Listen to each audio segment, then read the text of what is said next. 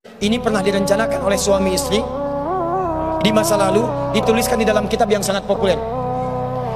Persoalannya, begitu ibunya mengandung, istrinya mengandung, lahir anaknya usia 2 tahun, maaf, mereka punya rencana, anak ini insya Allah kita akan didik jadi lebih baik, keluarga kita lebih baik, anak ini akan jadi ulama. Qadarullah usia 2 tahun ayahnya meninggal.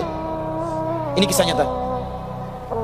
Ibunya ingat, saya tetap pertahankan untuk berubah jadi lebih baik, walaupun ayah tidak ada, saya single parent, saya rawat anak ini sebaik-baik.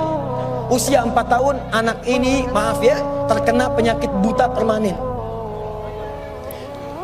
Hijrah tidak akan sepi dengan ujian. Suami meninggal, single parent, anaknya kemudian buta permanen. Apa yang dilakukan oleh ibunya?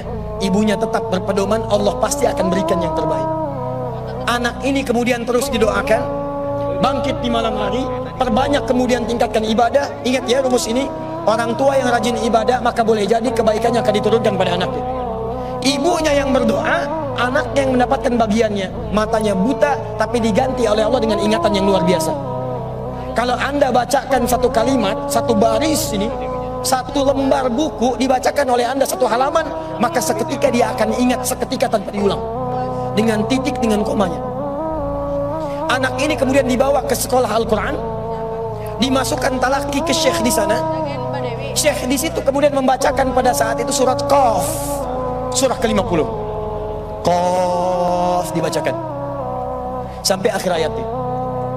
Anak ini anak yang paling kecil teman-teman, mata buta, nggak bisa ngelihat. Teman-temannya berada di atasnya usianya, ada yang 6 tahun, 7 tahun, dia 4 tahun. Begitu selesai membacakan, kata syekhnya, lihat kalimatnya, man hafidha ala zahri qalbi, siapa yang hafal apa yang tadi saya bacakan, hafalan di dalam kepalanya, bukan di luar kepala. Hafal di luar kepala masih belum hafal. Kata syekhnya, hafal di dalam kepalanya. Tiba-tiba saat semuanya diam menyimpan tangannya begini, anak yang buta tadi mengangkat tangannya mengatakan, hafidtu ala zahri qalbi, saya sudah hafal. Syekhnya penasaran, kata syekhnya, bagaimana? Diambil anaknya ke depan, diminta baca, Masya Allah, bacaannya bukan hanya hafal, makhrajnya, sifat hurufnya, tajwidnya, semua mirip dengan syekhnya. Kata syekhnya, minal an tadrusul hadis, dari sejak sekarang ananda mesti belajar hadis. Pulang ke rumahnya, diantar oleh asisten rumah tangga ibu tadi. Begitu nyampe di rumahnya, wajahnya gembira, mengatakan pada ibunya, ummi, ibu, tadi saya dipuji oleh saya begini, ada kejadian begini, saya seperti ini. Kata anak ini, minal an uridul hadis, ma, sekarang saya pengen belajar hadis. Kata ibunya, ya bunayya iktafi bil Quran, anakku sayang, kamu punya keterbatasan, supaya kamu nggak capek sekarang Quran dulu, baru setelah itu hadis. Kata anaknya, lah, dia percaya pada gurunya, dia percaya pada keyakinannya, dia katakan, ma, saya pengen belajar hadis. Dia tinggalkan ibunya sambil meraba jalan begini ke kamarnya. Perhatikan baik-baik, begitu ibunya melihat, ingat kemudian dengan suaminya, ingat tentang rencana mereka, ingat tentang mereka punya rencana masuk surga bersama-sama. Teman-teman, ibunya langsung masuk ke dalam kamar, dia bentangkan sajadahnya di mihrabnya, dia salat 2 rakaat, dia bermohon kepada Allah. Saat sujud itulah dia tumpahkan segala keinginannya. Perhatikan kalimatnya. Rahasianya ada di Quran surah ke-17 ayat 110 sampai dengan 111, paling kanan sebelah atas. Ya Allah yal basir, yalladzi ala kulli syai'in qadir, a'id basirat ibni. Saya mau akhiri. Ketika tumpah air matanya, dia katakan, ya Allah yang maha melihat, mohon kembalikan penglihatan anak saya. Yal basir, yalladzi ala kulli syai'in qadir, a'id basirat ibni. Begitu mengatakan kalimat itu, capek ketiduran.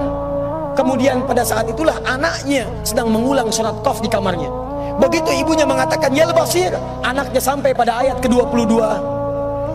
Laqad kunta fi ghaflatin min hadza fakashafna 'anka ghita'aka wa basaruka al-yawma hadid. Ibunya menyebut yal basir, anaknya sampai di ayat wa basaruka al-yawma hadid. Dulu pandanganmu tertutup, sekarang kami akan buka, kamu akan melihat setelah ini dengan setajam-tajamnya. Ayat ini sebetulnya kemuliaan akhirat, tapi diturunkan mendapatkan kemuliaan dunia. Tiba-tiba setelah baca ayat ini, ibunya berdoa, bersamaan kalimatnya, tiba-tiba terbuka pandangannya. anak ini bisa melihat kembali. Saking kagetnya dia lompat, dia kejar ibunya. Ummi, laqad ra'ait. Ma, saya bisa lihat lagi. Ma, saya bisa lihat lagi. Ibunya kaget kemudian terbangun. Dia peluk anaknya, dia katakan, nah, mungkin kamu melihat bukan dengan hatimu. Kamu melihat bukan dengan matamu. Rubbama ra'aita biqalbik laisa bi'aini. Mungkin bukan matamu tapi hatimu. Kata anaknya, Ma, saya melihat dengan mata saya. Ini mama pakai baju ini. Di sekitar kita ada benda-benda ini. Allahu Akbar. Ibunya kemudian yakin anak itu bisa melihat. Dipeluklah anaknya. Keduanya kemudian menangis. Dan ibunya sejak saat itu yakin bahwa anak ini punya kemuliaan besar di masa depan. Maka disekolahkanlah kemudian tempat-tempat terbaik. Belajar hadis terbaik. Diingat segalanya. Cepat luar biasa. Anak ini kemudian dikenal dengan luar biasa di masa depan. Nama anak ini adalah Muhammad. Bapaknya yang meninggal namanya Ismail. Kakeknya namanya Ibrahim. Kakek buyutnya Al-Mughirah. Eyang buyutnya Al-Bardizbah. Tinggal di kecamatan Ju'fah, di Kabupaten Bukhara, Provinsi Khorasan, negara Uzbekistan sekarang. Kelak di kemudian hari, dia dikenal dengan nama daerahnya Bukhara, dengan Al-Bukhari. Itulah kisah Imam Al-Bukhari.